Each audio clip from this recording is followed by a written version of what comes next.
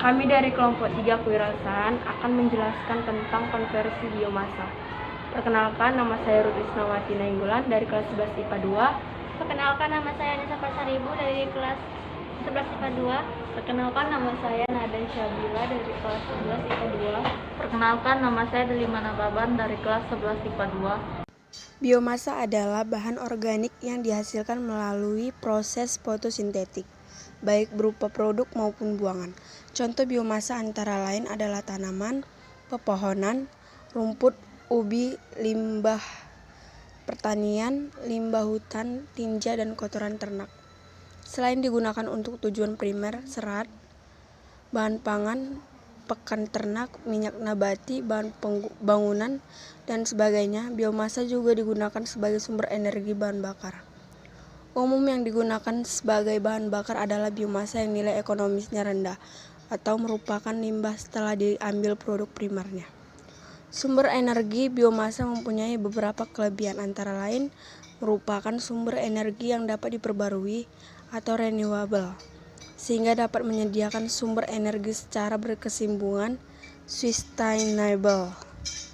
Di Indonesia, biomasa merupakan sumber daya alam yang sangat penting dengan berbagai produk primer sebagai serat, kayu, minyak, bahan pangan, dan lain-lain, yang selain digunakan untuk memenuhi kebutuhan domestik juga diekspor dan menjadi tulang punggung penghasil devisa negara.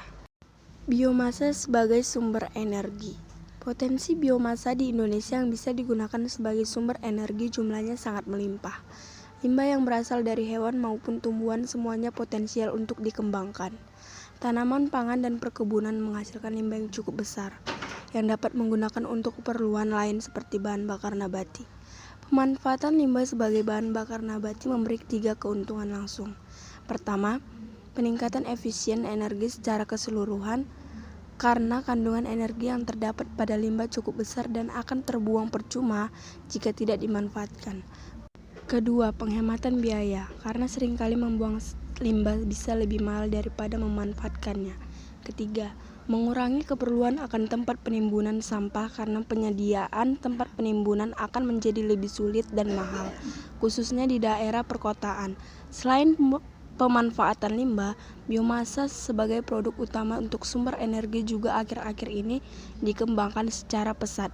Kelapa sawit, jarak, kedelai merupakan beberapa jenis tanaman yang produk utamanya sebagai bahan baku pembuatan biodiesel.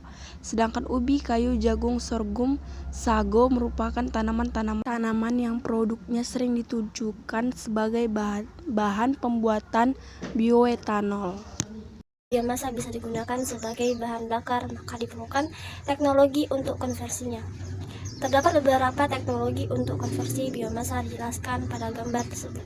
Tentang teknologi konversi biomasa tentu saja membutuhkan perbedaan pada alat yang digunakan untuk konversi biomasa dan menghasilkan perbedaan bahan bakar yang dihasilkan. Secara umum, teknologi konversi biomasa menjadi bahan bakar dapat dibedakan menjadi 3, yaitu pembakaran langsung, konversi termokimiawi, dan konversi biokimiawi. Pembakaran langsung merupakan teknologi yang paling sederhana karena pada umumnya biomasa telah dapat langsung dibakar. Beberapa biomasa perlu dikeringkan terlebih dahulu dan didefinisikan untuk kepraktisan dalam penggunaan. Dalam kimia menghasilkan bahan bakar. Sedangkan konversi biokimiawi merupakan teknologi konversi yang menggunakan bantuan mikroba dalam menghasilkan bahan bakar. Pemanfaatan energi biomasa. Yang pertama, biobriket. Briket adalah salah satu cara yang digunakan untuk mengkonversi sumber energi biomasa ke bentuk biomasa lain dengan cara dimanfaatkan sehingga bentuknya menjadi lebih teratur. Briket yang terkenal adalah briket batu bara. Namun, tidak hanya batu bara saja yang bisa dibikin briket. Biomasa lain seperti sekam, arang sekam, serbuk gergaji, serbuk kayu, dan limbah-limbah biomasa yang lainnya. Pembuatan briket tidak terlalu sulit, alat yang digunakan juga tidak terlalu rumit. Di IPB terdapat banyak jenis-jenis mesin pengempa briket, mulai dari yang manual, semi mekanis, dan yang memakai mesin. Adapun cara untuk membuat biobriket secara semi mekanis disajikan dalam bentuk video. Yang kedua dalam bentuk gasifikasi. Secara sederhana, gasifikasi biomasa dapat didefinisikan sebagai proses konversi bahan selulosa dalam suatu reaktor gasifikasi atau gasifier menjadi bahan bakar. Gas tersebut dipergunakan sebagai bahan bakar motor untuk menggerakkan generator pembangkit listrik. Gasifikasi merupakan salah satu alternatif dalam rangka program penghematan dan diversifikasi energi.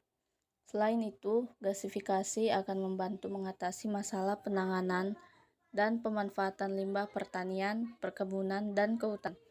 Ada 3 bagian utama perangkat gasifikasi, yaitu unit pengkonversi bahan baku atau umpan, disebut reaktor gasifikasi atau gasifier. Yang kedua, unit pemurnian gas, dan yang ketiga, unit pemanfaatan gas.